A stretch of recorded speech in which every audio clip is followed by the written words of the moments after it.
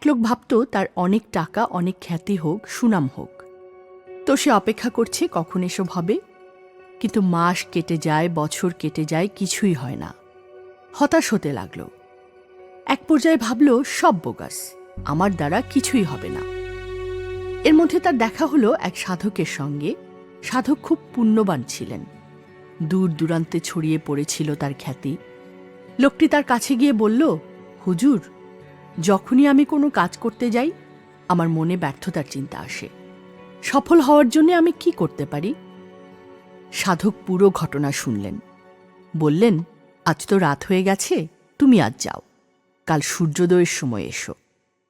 পরদিন সূর্যোদয়ের সময় লোকটি এলো। সাধক তাকে নিয়ে হাঁটতে বের হলেন। হাঁটতে হাঁটতে একটি ফসলি জমিতে নিয়ে তাকে দাঁড় করালেন। মাঠ ভর্তি ফসল। সাধক বললেন, তুমি কি জানো কিভাবে এই জমিতে ফসল জন্মেছে? লোকটি বলল, না জানার কি আছে, খেতে নিশ্চয়ই প্রথম লাঙল চালানো হয়েছে, তারপর বীজ বপন করা হয়েছে, তারপর সেচ দিয়েছে, নিড়ানি দিয়েছে, তারপর নির্দিষ্ট সময় শেষে ফসল জন্মেছে। এবার সাধক লোকটিকে নিয়ে আরেকটু এগিয়ে গেলেন সামনের জমিতে। এই জমিটিতে শুধুই ঘাস। সাধক বললেন, তুমি কি বলতে পারো এখানে ঘাস কিভাবে জন্মেছে? লোকটি বলল, কিভাবে আবার, ঘাস তো এমনিই জন্মায়, এর জন্য তো কারো সাহায্যের প্রয়োজন নেই। তখন সাধক বললেন, আসলে মানুষের মনও এরকম ফাঁকা জমির মতো।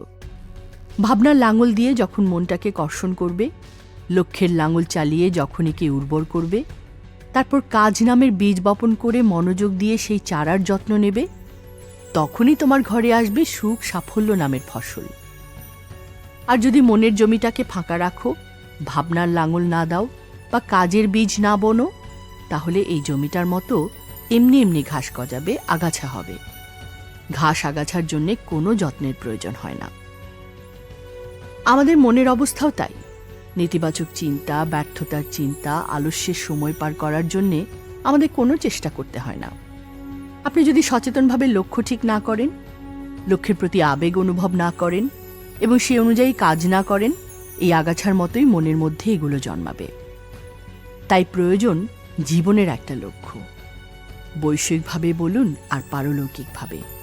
যিনি বা যারাই সফল হয়েছেন তারা প্রত্যেকেই সচেতন বা অবচেতনভাবে ছিলেন এই লক্ষ্যাভিসারী।